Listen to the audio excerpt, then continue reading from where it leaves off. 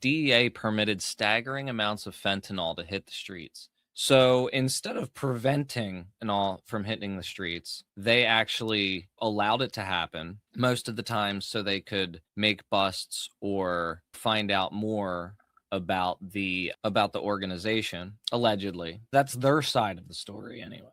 I feel like we may find out more later. They may just be getting out ahead of another story and saying, yeah, we did this because it was a part of our investigation. It was like a sting operation. We were allowing it to come in so we could get them.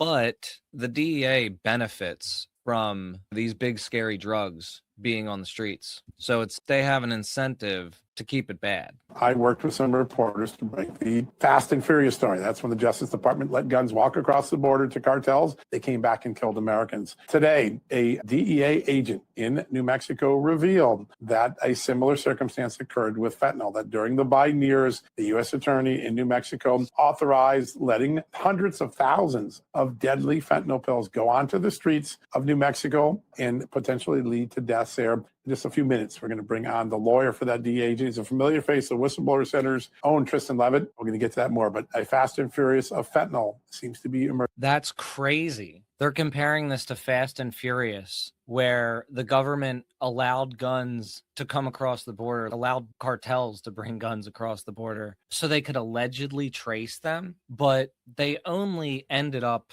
admitting that once they actually got busted. Pretty crazy. And it looks like this is relatively new. Looks like this is relatively new because there's only 1 or 2 videos out about it. It hasn't hit the mainstream media yet.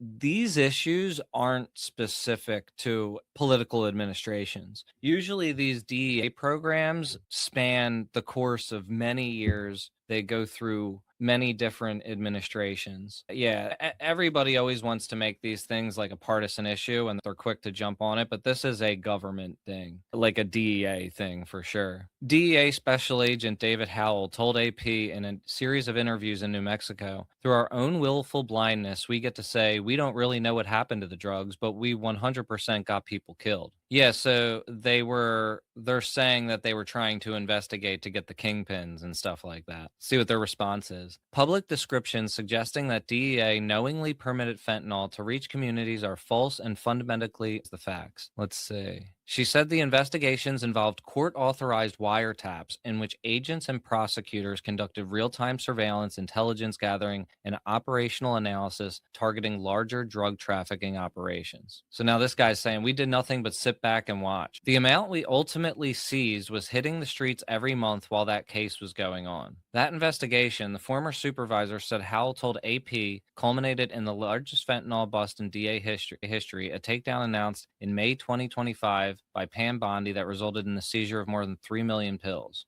But they allowed a lot of stuff to come through despite making that bust. And then that didn't really change anything. Oh yeah, the CIA have been long involved in the drug trade, actually ever since the founding after World War II. They basically made a deal with the Corsican mafia to control the docks in Marseille, France, because I guess that was an important port for like Marshall Plan trade that the United States. So they wanted the unions off the docks because the unions controlled the docks. So they used the mafia to force the workers off of the docks, or not the workers, but the unions, because they were communist and not aligned with the United States, and they were not happy with them being there. So yeah, then the Corsican mafia just was like, yeah, we're going to deliver heroin all over the world using these ports that we control now. And ever since then, the CIA has made numerous deals very similar to that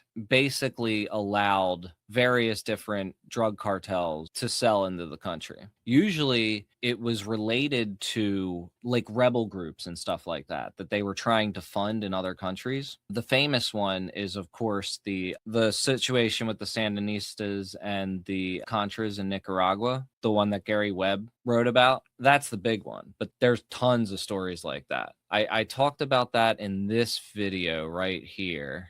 how the CIA became the world's largest drug cartel. The Vietnam, Afghanistan, all of these places that they had linked up with people who were selling drugs and often allied with them to overthrow regimes that were not friendly with the West. It was a frequent thing.